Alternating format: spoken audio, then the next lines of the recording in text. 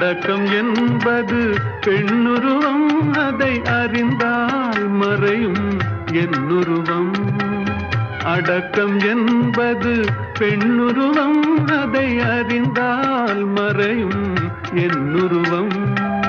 மறைக்க முயன்றேன் முடியவில்லை, உன்னை மறக்க முயன்றேன் நடக்கவில்லை. மறைக்க முயன்றேன் முடியவில்லை, உன்னை மறக்க முயன்றேன் நடக்கவில்லை. நினைக்கும் நிலையிலும் நான் இல்லை, உன்னை நெருங்கும் தகுதியும்